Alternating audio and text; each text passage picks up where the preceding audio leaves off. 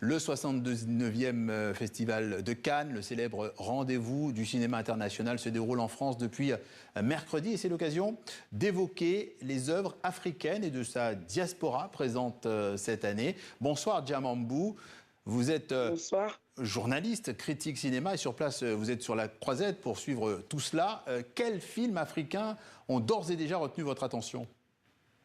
Bien, je dois dire qu'on est assez gâtés, surtout dans la catégorie en compétition d'un certain guerre. Tout d'abord, Congo Boy de Rafiki Fariala, qui amène pour la toute première fois la Centrafrique en compétition officielle à Cannes, où on suit un jeune réfugié d'origine congolaise de la RDC, passionné de musique. Il se retrouve seul à charge de ses 4 petits frères et sœurs après que ses parents ont été emprisonnés. Cela se passe à Bangui, alors que les milices sont en train de terroriser la population.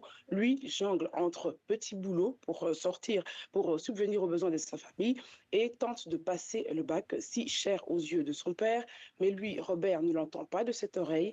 Il veut sortir sa famille de cette situation, certes, mais selon lui, la solution se trouve dans la musique. C'est une histoire totalement inspirée du vécu du réalisateur Rafiki Fariala, lui-même réfugié congolais qui a fui la guerre à l'est de la RDC dans les années 90 et qui est arrivé avec ses parents. Mais ce qui y a surtout d'inspirant ici entre le réalisateur et le personnage, c'est la musique.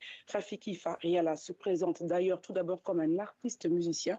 Il est d'ailleurs l'auteur de toutes les chansons du film, que ce soit en sango ou en lingala. Une passion salvatrice pour la musique qui s'est fait ressentir tout au long du film. Certainement aussi très attendu, le Benimana de Marie-Clémentine Dussa-Benjabo, qui marque aussi une première entrée rwandaise en compétition officielle au festival.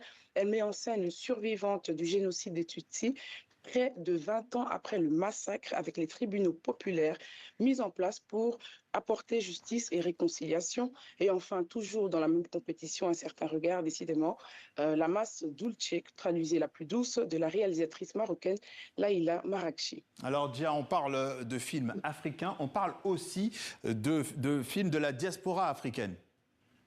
Très Oui, rapidement. en particulier cette année, Marie-Madeleine de la cinéaste haïtienne Jessica Généus, qui n'en est pas à son premier film ici sur la Croisette. Elle était déjà en compétition avec son premier long métrage fiction Freda en 2021. Oui. Ici, elle est de retour à Cannes avec un portrait de Jacmel, ville côtière au sud-est du pays, où elle confronte 2 univers violemment opposés, que sont le protestantisme très présent en Haïti et l'industrie du plaisir qu'elle aborde déjà dans son précédent long métrage, Oui. notamment à travers la tension entre les personnages, soit gardien du temple, soit gardien du temple, soit gardien de bordel. Une proposition artistique qui enchaîne tableaux et couleurs avec des plages musicales tout au long du film. Des précisions de Djamambou, journaliste critique cinéma. Merci à vous.